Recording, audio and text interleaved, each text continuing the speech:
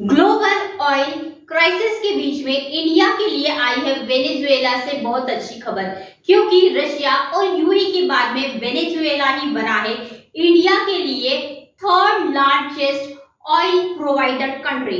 तो इस assistant professor Rohini बिम्बड़कर और आप सभी का स्वागत करती हूँ हमारे शो पॉलिटिक्स की दुकान में। जी हाँ, पॉलिटिक्स की दुकान में आप सभी का स्वागत है। तो देखिए, यहाँ पर हम देख सकते हैं कि वेनेजुएला ये जो कंट्री है यह एक साउथ अमेरिकन कंट्री है। जी हाँ, ये जो वेनेजुएला है ये साउथ अमेरिकन कॉन्टिनेंट में स्थित है। तो इस वजह से इसका जो संबंध है ये बिल्कुल भी वेस्ट एशिया के क्राइसिस से नहीं है। वेस्ट एशिया के क्राइसिस से ये कंट्री बहुत ही दूर रिसाइड करती है। और देखिए, जो फर्स्ट पोस्ट है इसके अंदर एक बहुत अच्छी खबर आई है, वो है West Asia crisis, how Venezuela just became India's third largest oil supplier. जी हाँ, वेस्ट एशिया के क्राइसिस के बीच में ही जो वेनेजुएला एक ऐसी कंट्री उभर कर आई है इंडिया के लिए कि रशिया और यूनाइटेड अरब अमीरात के बाद में थर्ड नंबर इसका आया है as a oil provider for India. तो देखते हैं, इससे पहले अगर आप देखोगे तो सऊदी अरेबिया और यूनाइटेड स्टेट्स को भी इसने पीछे छोड़ दिया है। तो क्यों इंडिया ने ऐसे काराकास के ऊपर विश्वास किया है? दरअसल काराकास जो है यह कैपिटल है वेनेजुएला का, तो इसी वजह से इन्होंने यहाँ पे वर्ड यूज किया है काराकास। तो देखिए, अब अगर आप देखोगे वेनेजुएला के अंदर वर्ल्ड का बिगेस्ट लार्जेस्ट ऑयल रिजर्व है। जी हाँ, वर्ल्ड के अंदर जितना भी ऑयल रिजर्व है उसमें से सबसे बड़ा ऑयल रिजर्व किसके पास में है? वेनेजुएला के पास में है। लेकिन यूनाइटेड नेशंस ने इसके ऊपर क्या लगा दिए थे? सैंक्शंस लगा दिए थे, क्योंकि वहां का जो पॉलिटिकल जो सिचुएशन था वह बिल्कुल भी डेमोक्रेटिक नहीं था according to the Donald Trump. इसी वजह से यूएस ने वेनेजुएला के ऊपर जो भी सैंक्शंस लगाए थे उसको इन्होंने क्या कर दिया है? थोड़ा सा इजी कर दिया है। तो इसी वजह से वेनेजुएला अपना ऑयल एक्सपोर्ट कर पा रहा है। लेकिन इसमें एक बहुत बड़ी बात है कि वेनेजुएला का जो ऑयल है वो हर कोई नहीं खरीद पाता, और इसके पीछे की जो इंफॉर्मेशन है वो हम आपको जरूर देंगे। लेकिन इससे पहले देख लेते हैं कि वेनेजुएला का जो लोकेशन है वो कहाँ पे। देखिए, ये साउथ अमेरिकन कॉन्टिनेंट का ये एक कंट्री है जिसके अंदर वर्ल्ड का सबसे ज्यादा ऑयल रिजर्व है। लेकिन ये जो ऑयल रिजर्व है अगर इंडिया को भेजना है तो वो ऑब्वियसली अटलांटिक ओशन से इजीली इंडिया को भेज देगा। और देखिए, जिस तरीके से द फेडरल ने यहाँ पर लिखा है कि गल्फ के अंदर जो भी कॉन्फ्लिक्ट चल रहा है जिस वजह से कोई भी कंट्री इंडिया की तरफ जो ऑयल है ओपेक कंट्री नहीं बेच पा रही है। जी हाँ, 4,17,000 ये जो आंकड़ा है ये बहुत बड़ा, मतलब अब तक का सबसे बड़ा आंकड़ा है कि अब तक का सबसे बड़ा ऑयल इंपोर्ट किया गया है वेनेजुएला से इंडिया ने। अब क्यों वेनेजुएला ने इतना सारा जो ऑयल है हम लोग वेनेजुएला से इंपोर्ट करवा रहे हैं? तो देखिए, एक तो वेनेजुएला का जो ऑयल है वो काफी चीपर होता है। अब ये चीपर क्यों होता है? क्योंकि काफी हेवी क्रूड ऑयल माना जाता है। अदर जितने भी क्रूड ऑयल कंट्रीज है, ओपेक जो कंट्रीज है, उनका जो ऑयल है वो काफी लाइटर माना जाता है, लेकिन जो वेनेजुएला का जो ऑयल है वो काफी हेवी माना जाता है। और जैसे कि आप वेस्ट एशिया का क्राइसिस के बीच में आप देखोगे तो इससे पहले अगर आप अप्रैल में देखोगे तो ये सिर्फ 2,83,000 बैरल पर डे ही इंडिया को सब बेच रहा था। अप्रैल की बात है ये। लेकिन अगले महीने में तो मई महीने में कितना इन्होंने इंपोर्ट किया है इंडिया ने? वहां से 4,17,000। तो ऑलमोस्ट डबल आप यहाँ पे देखोगे कि ऑयल इंपोर्ट किया गया। लेकिन अगर 9 महीने पहले की अगर आप सिचुएशन देखोगे तो 9 महीने पहले इंडिया ने यहाँ से एक भी, जी हाँ, एक भी बैरल तेल नहीं लिया था। मतलब बिल्कुल इनका जो व्यापार था वो जीरो पर था। अब जीरो पर क्यों था? और किससे? वेनेजुएला बना है सबसे ज्यादा मतलब ऑयल को एक्सपोर्ट करने वाला कंट्री इंडिया के लिए। देखिए कि व्हाई इंडिया इंपोर्ट्स वेनेजुएला's ऑयल। तो क्यों वेनेजुएला का ऑयल इंडिया इंपोर्ट करवा रहा है? तो इसके पीछे के कई कारण हैं। तो सबसे पहला कारण है करंटली इंडिया के पास में सिर्फ 60 डेज का, जी हाँ, 60 डेज का ही पेट्रोलियम सप्लाई है। और साथ ही साथ में जो स्ट्रेटेजिक रिजर्व इंडिया के अंदर है वो सिर्फ और सिर्फ 60 दिन के ही बचे हुए हैं।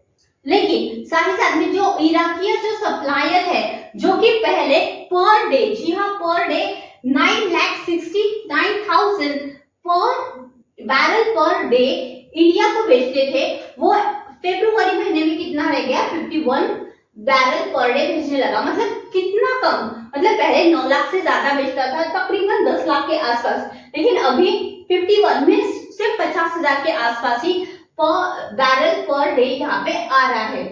तो वेनेजुएला के ऊपर लगे हुए सैंक्शंस को 7 सालों के बाद में इस अप्रैल के महीने में यूएस ने थोड़ा सा उसको क्या कर दिए थे, इजी कर दिए थे, लूज कर दिए थे। और इसी वजह से और साथ ही साथ में एक और बात हुई थी कि यूएस ने जो ब्लॉकेज लगाया था हॉर्मुज के ऊपर कि किस तरीके से ईरान से कोई भी ऑयल दूसरी कंट्री की तरफ ना जाए, तो इसकी वजह से भी ईरान इंडिया को और इसकी वजह से भी इंडिया को बहुत ज्यादा यहाँ पे नुकसान उठाना पड़ रहा था और इंडिया के लिए काफी जरूरी हो गया था कि वो अपने अल्टरनेटिव्स ढूंढे कि किस तरीके। ऐसे में रशिया और वेनेजुएला यहाँ से सबसे बड़ा उनको पार्टनरशिप मिली इंडिया को और यहाँ से बहुत बड़े पैमाने पर इंडिया ने इंपोर्ट करना स्टार्ट कर दिया क्रूड ऑयल।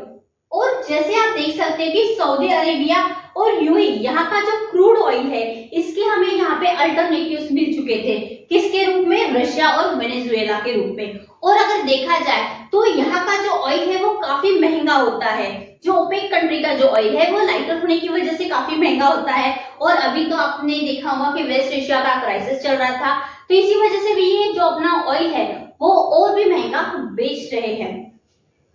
तो ऐसे में इंडिया के लिए बहुत ही जरूरी हो गया था कि इसका अल्टरनेटिव ढूंढे। लेकिन अगर हम वेनेजुएला से ऑयल खरीदते हैं उसमें काफी इश्यूज है।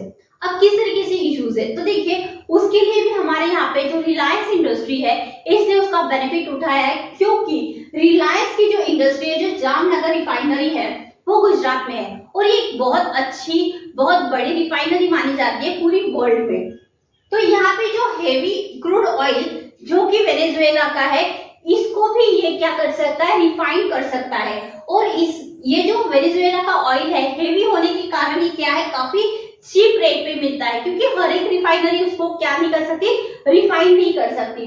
तो इसी वजह से रिफाइनरी का जो रिफाइन करने का जो रेट होता है, जो कॉस्ट होता है, ये बहुत ज्यादा होता है, क्योंकि जो ऑयल है वो काफी हेवी क्रूड ऑयल है। अब ये हेवी क्यों है, वेनेजुएला का जो क्रूड ऑयल है वो हेवी क्यों है, क्योंकि उसके अंदर सल्फर होता है। जी हाँ, वेनेजुएला के ऑयल के अंदर काफी मात्रा में सल्फर पाए जाने की वजह से वो काफी थिक और हेवी हो जाता है और हर एक जो रिफाइनरीज है वो इसको रिफाइन नहीं कर पाती। तो इसी वजह से अगर आप देखोगे तो रिलायंस के पास में जो मशीनरीज है, जो टेक्नोलॉजी है वो काफी लेटेस्ट है और वो ऐसे हेवी ऑयल्स को भी वो अपने यहाँ पे रिफाइन कर सकती है। और इसका जो रूट है वो है अटलांटिक ओशन, मतलब अटलांटिक ओशन में किसी भी तरीके से कोई भी कॉन्फ्लिक्ट नहीं चल रहा है, तो इसी वजह से जो ऑयल सप्लाई होगा वो कॉन्टिन्यूसली होगा, उसके अंदर कुछ भी ब्रेकडाउन्स नहीं होंगे। तो इसका भी फायदा जो रेगुलर सप्लाई है वो रिलायंस इंडस्ट्री को होने वाला है। और साथ ही साथ में जो वर्ल्ड का हाईएस्ट जो ऑयल रिजर्व है उसका जो बेनिफिट है वो इंडिया को मिलने वाला है।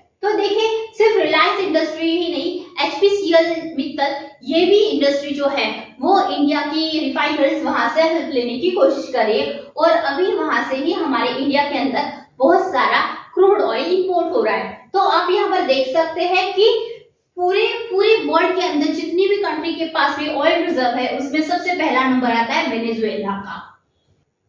वेनेजुएला के पास में 303 बिलियन बैरल ऑयल है। उसके बाद में सेकंड नंबर पे है सऊदी अरेबिया जिसके पास में है 267 बिलियन बैरल। उसके बाद में Canada, Iran, Iraq, Kuwait, UAE, Russia, Libya ऐसी कंट्रीज है। लेकिन सबसे ज्यादा जो ऑयल है वो किसके पास में है, वेनेजुएला के पास में है। लेकिन बिकॉज ऑफ यूएस सैंक्शंस और इसका जो ऑयल है वो काफी सल्फर बेस्ड है, तो इसी वजह से इसको सभी की सभी कंट्री क्या नहीं कर पाती थी, इंपोर्ट नहीं कर पाती थी। लेकिन इंडिया को अगर अपनी इकोनॉमी को बचाना है, इन्फ्लेशन को रोकना है और साथ ही साथ में अगर इंटरेस्ट रेट को कंट्रोल करना है तो ऑब्वियसली एनर्जी का जो क्राइसिस है उसको इसका तोड़ तो निकालना ही पड़ेगा। तो और इसी का तोड़ इंडिया ने निकाला है वेनेजुएला के रूप में। अब देखिए इंडिया जो है वो काफी मात्रा में जो जो क्रूड ऑयल है वो इंपोर्ट करता है। लगभग हमारा 88% जो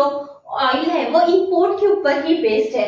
और हम जो ऑयल इंपोर्ट करते हैं टोटली अप्रोक्सीमेटली 40 कंट्रीज से हम ऑयल इंपोर्ट करते हैं, जिसके अंदर आप देखोगे कि अगर लास्ट ईयर का हम कंपेरिजन करेंगे तो हम सबसे ज्यादा जो इंपोर्ट करते थे ऑयल वो था रशिया से, उसके बाद में ईरान, यूएई, यूएस, नाइजीरिया, अंगोलिया, तो ऐसे कुछ कंट्रीज थे। लेकिन उसके अंदर आप देखोगे कि वेनेजुएला का जो परसेंटेज था वो काफी ज्यादा कम था। लेकिन अभी जो इंडिया ने जो टाई अप किया है वेनेजुएला के साथ में, यह एक इसको डिप्लोमेटिक जो भी जीत इसे माना जा रहा है। क्यों? क्योंकि हर एक देश चाहेगा एनर्जी क्राइसिस के सिचुएशन में उसके खुद की कंट्री को प्रायोरिटाइज करना, न कि वो इंटरनेशनल कॉन्फ्लिक्ट की तरफ वो ध्यान देगा। तो ऐसे में इंडिया ने इंडिया फर्स्ट की नीति अपनाते हुए इंडियन इकोनॉमी को बचाने के लिए, इन्फ्लेशन को कंट्रोल करने के लिए, एनर्जी क्राइसिस से निपटने के लिए और अपना जो टेक्नोलॉजी का जो बेनिफिट है वह इंडिया के लिए यूज करने के लिए ही सिर्फ और सिर्फ वेनेजुएला से अपना जो इंपोर्ट है उसे बढ़ाया है। तो इसी वजह से इंडिया का जो रिसेंट ये जो स्टेप है ये काफी अप्रिशिएट करने वाला है। और इसी वजह से इंडिया के अंदर जो भी आपने इकोनॉमिकल जो क्राइसिस जो काफी प्रेडिक्ट किया जा रहा है, प्राइस राइजेस प्रेडिक्ट किए जा रहे हैं, अनएम्प्लॉयमेंट का रेट और बढ़ने वाला है, ऐसा जो प्रेडिक्शन चल रहा है, इसके ऊपर काफी हद तक कंट्रोल इंडिया कर पाएगा। और इसी तरीके से आपको अगर और इंफॉर्मेटिव वीडियोस देखने हैं तो प्लीज आप सब्सक्राइब करें पॉलिटिक्स की दुकान को। और आपके कमेंट्स और सजेशंस हमारे लिए बहुत ही इंपॉर्टेंट है, तो आप हमें लाइक करना ना भूलें और सब्सक्राइब करें हमारे चैनल को पॉलिटिक्स की दुकान। Thank you.